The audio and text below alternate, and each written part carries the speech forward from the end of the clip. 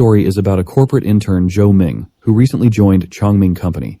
He's constantly bullied by his seniors and peers, treating him like their personal slave, always making coffee for them. However, not everyone treats him so harshly. There's this lady who advises him to stand up for himself and learn to say no to the others. Upon seeing her, the guy starts blushing, and I dare say he's quite smitten. Anyway, we find out this girl is Su Ruoqing, a senior at the company who also attended the same university as our hero. She's been the only one showing kindness to him in this company so far. He blushes as he steals glances at her. In his moment of awkwardness, he clumsily overfills the coffee cup, burning his hand and soaking his pants. The girl quickly grabs tissues and starts blotting the coffee stain, getting close enough to make the boy blush even more. Seeing his embarrassment, she asks why he's so flustered, pointing out she's just his senior, not a stranger. He had already started to imagine clapping her cheeks after getting hard seeing her big hooters, but his hopes are probably dashed when she casually refers to him as her little brother. Suddenly, another arrogant senior appears and points at our hero, ordering him to take a pile of gifts and distribute them to each department. This time, our hero finally stands up for himself, firmly stating that it's not his job. Naturally, the senior gets furious and argues that he's just helping our hero get acquainted with each department quickly. The lady decides to accompany the boy on this task, but the cocky senior politely suggests she doesn't need to do such menial work and assigns her a better task. She leans closer to Joe Ming and advises him to just comply with the senior's request, promising they'll have a good time later. The boy agrees, but just then, the cocky guy slaps a heavy bag of gifts into our hero's face, causing the contents to spill everywhere. Once again, the cocky guy berates Joe Ming for not catching the bag. Poor guy starts picking up the gifts, seething with anger once Senior Lin Xiong walks away, muttering about how he'd tear him to shreds if it weren't for needing the paycheck. Suddenly, his phone rings, showing an ad for some sketchy game promising an outlet for his anger, and freedom for all money-related problems. Despite knowing it looks shady, he taps the download button. In the next moment, arcane energy bursts from the phone, opening a portal to another world, and he's unceremoniously kicked through it. While rubbing his ass like he just got smacked with a bamboo, he turns and sees zombies trying to break through a fence to reach him. As he sees the monsters, it dawns on him that he must have stumbled into another world. Abruptly, a system window pops up, declaring that the Apocalypse Tycoon system is now bound to him, where he can exchange points using gold or crystals. It also warns of a 12-hour cooldown before he can jump once again back into his own world and this apocalypse world. While he is feeling terrified by this sudden shift and system nonsense, the fence holding back the zombies collapses. The zombies immediately chase after him, prompting the scaredy cat to sprint for his miserable life. As he frantically calls for help, someone suddenly pulls the pin of a grenade. A badass lady makes a dramatic entrance, throwing grenades at the zombies.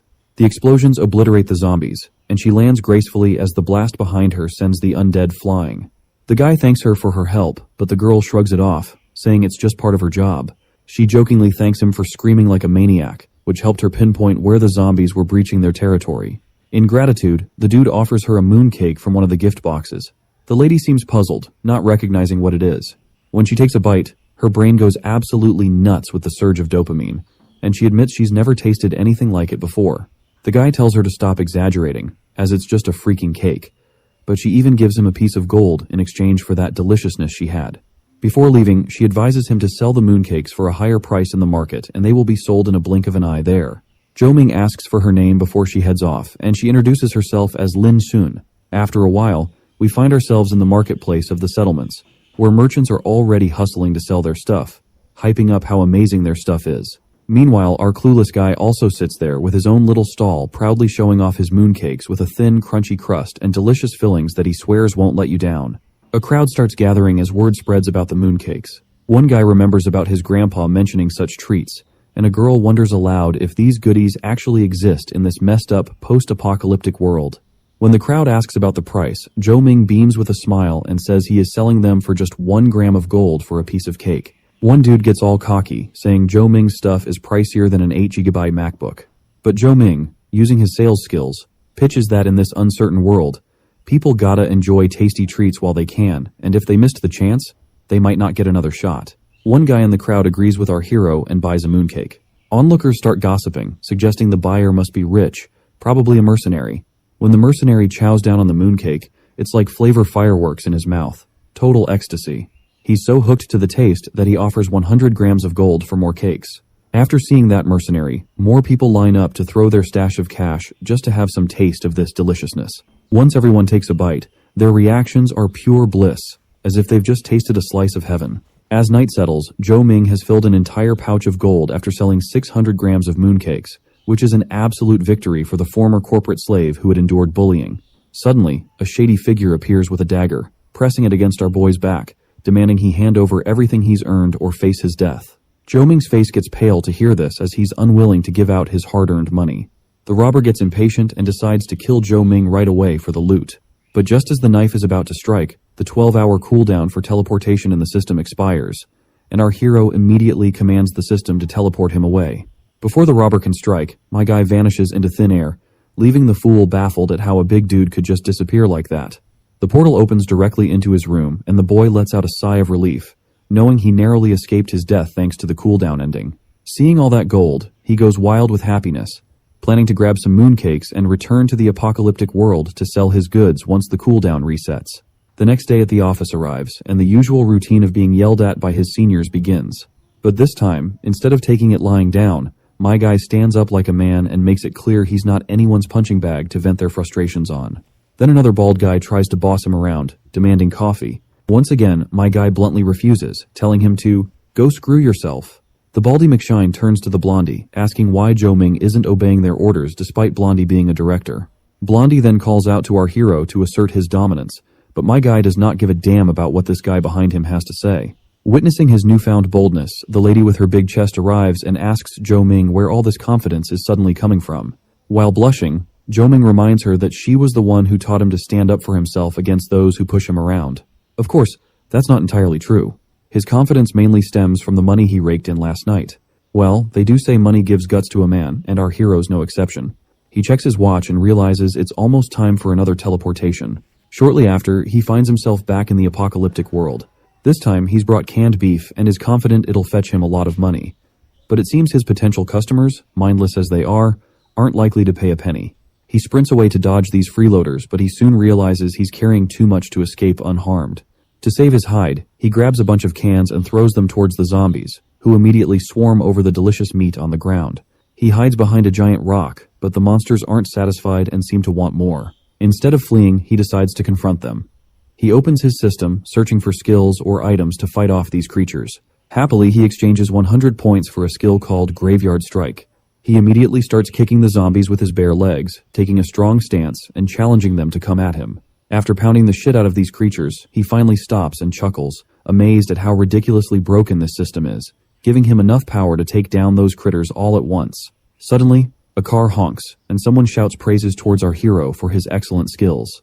These guys turn out to be mercenaries who were on their way to assist Zhou Ming after seeing him in a panic, but they didn't expect him to beat the zombies so effectively. One of them asks for our hero's identity and introduces himself as a member of the Corpse Hunters. More zombies come rushing at them, so they yell at our hero to hop in the car and they take off speeding. The guy hands Zhou Ming a gun, warning him not to waste bullets since they're precious. But Zhou Ming has never even seen a real gun before. He's stunned watching the skilled hunter take down zombies with such accuracy. He figures he better learn fast if he wants to survive in this crazy world. The driver tells Zhou Ming to start shooting right away, saying it's how you gotta live like a man. But our guy, used to being a corporate punching bag, feels a bit awkward about it. He checks his system and finds he can get basic gun skills for 100 points. So, he starts blasting those zombies to let off steam and learn on the fly. While they're busy taking out zombies with bullets, one particular zombie charges straight at them. Zhou Ming is shocked to see this undead sprinting towards them. The corpse hunter explains it's a second-class zombie, faster and tougher than the usual ones, so they need to be careful. Zhou Ming nearly choked to death when he saw the zombie lunges at them, taking down the corpse hunter. Before the poor guy is choked to death, Zhou Ming steps in. He delivers a knee smash to the zombie and shoves the gun's barrel into its mouth, blowing its brains out with the barrage of bullets. The corpse hunter gives props to our hero for his guts and strength, impressed by how he took down a second-class zombie like it was nothing. Zhou Ming smiles back, grateful they saved his life, and he didn't want them to die either. Hoodie Guy plops down to inspect the zombie and finds a crystal, which surprises everyone. Apparently, these crystals formed by zombies are ranked from 1 to 9, and this one is a second-class zombie core. The hunter immediately offers the crystal to Zhou Ming, insisting it's repayment for saving his life. Zhou Ming, still thinking like a former corporate slave, hesitates about accepting such an expensive item, but the soldier happily insists that Zhou Ming deserves it for saving his brother's life. They also show him some first-class crystals, which aren't as valuable but should fetch enough to buy ammo and food at least. At this point, Zhou Ming starts thinking about becoming a hunter, Even though it's risky, the money in this gig is insane. The hunter eagerly invites Zhou Ming to join their crew, but he politely says he needs to think it over. The guy in the hoodie assures him it's just their captain's thing to invite promising folks like him. They speed towards their military camp in the car. Zhou Ming chills in the back, checking out the crystal he got. Right then, a system window pops up, eyeing it as a second-class zombie core and asking if he wants to turn it into points. No hesitation. He says yes. And poof, the crystal's gone, and he's got 100 points as an exchange. Stoked, Zhou Ming figures that crystal must be worth like 100 grams of gold to score him that many points. Feels like he just hit the jackpot. The system then notifies him that he seems to be carrying a lot of baggage and asks if he'd like to purchase storage space. It costs 100 points for 1 cubic meter. Without hesitation, he buys the storage to lighten the load of cans weighing down his scrawny shoulders. After a bit of driving, they reach the refugee camp. They'll head to the central zone soon, so the driver tells everyone to buckle up. On the road, they pass civilians begging for food, willing to do anything for even a single potato. When they arrive at the base, the soldiers open the base door. The corpse hunter captain immediately shows his ID at the door. An eager soldier asks the captain how much he earned today.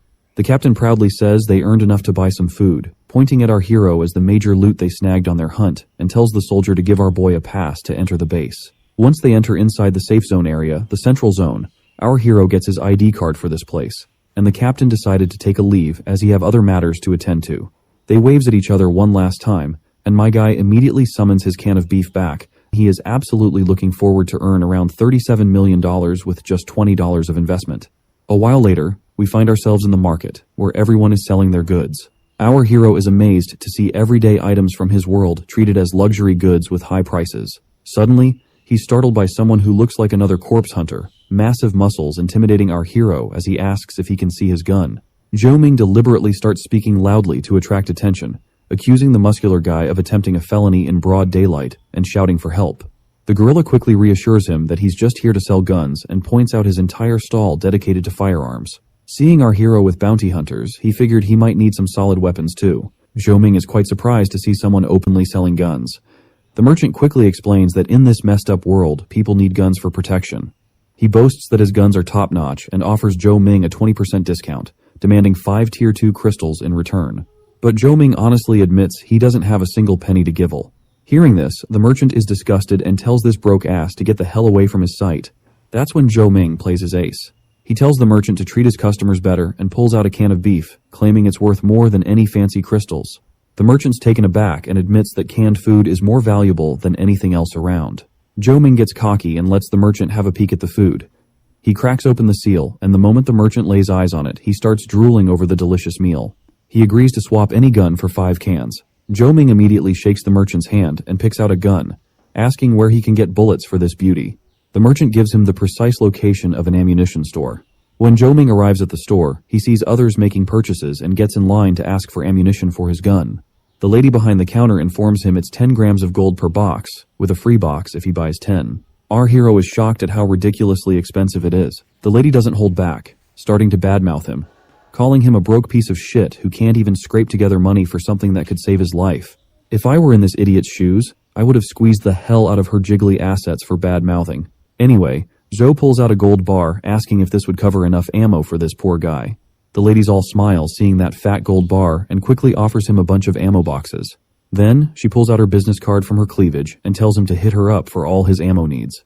The stupid simp immediately takes her card, and as he walks out of her stall, he decides to head back home. Once he arrives, he lays out all the loot he gathered from that apocalyptic world.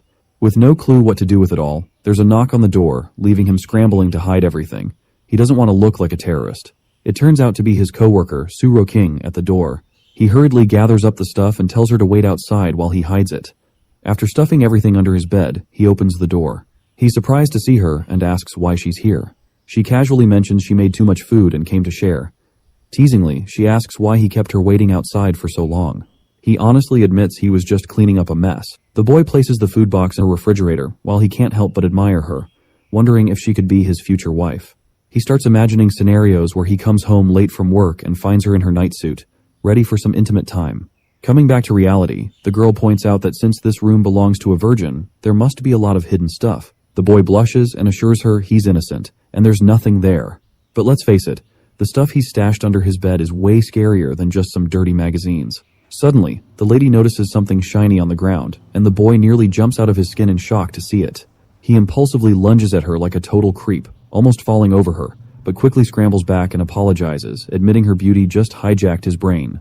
Surprisingly, she seems okay by his forwardness, even hinting she wouldn't have minded if he kept going. She leaves, teasing him that it's normal for a young guy to get excited after seeing her. The boy is convinced she'll despise him for his awkward moves, but as she exits, she confesses it makes her happy that he likes her. Left alone, the virgin boy is completely flustered to think that she might actually like him back. He slaps his face, deciding to put these thoughts aside because he has more pressing matters to deal with.